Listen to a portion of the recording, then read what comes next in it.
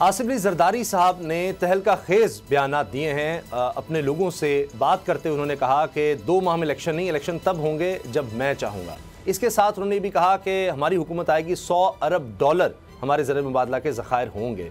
तो ये तहलका खेज बयानात हैं, क्योंकि कुछ अर्सा कबल ही बिलावल भुट्टो जरदारी साहब जो चेयरमैन है पाकिस्तान पीपल्स पार्टी के, वो ये कह चुके हैं कि इलेक्शन आगे जाने का सवाल ही पैदा नहीं होता। अगर कोई सोचे कि जी इलेक्शन आगे जाएंगे तो हम ये नहीं होने देंगे।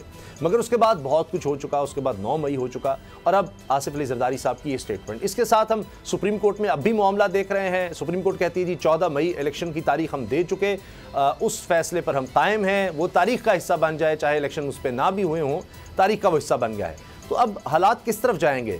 जो मुल्क की माशी सूरत हाल है, इसमें ऐसे लग रहा है, बहुत से लोगों का ख्याल है कि जी इलेक्शन के बगैर हल मुमकिन नहीं है। दूसरी तरफ ये सोच भी है, जिसका इशारा जनाब मौलाना फजलुर रहमान साहब दे चुके हैं कि हालात ऐसे हैं कि सोच कर इलेक्शंस करवाने होंगे तो पहले मईशत को बेहतर कर लें, फिर इलेक्शन में जाएं, या इलेक्शन होंगे तो मईशत बेहतर होगी।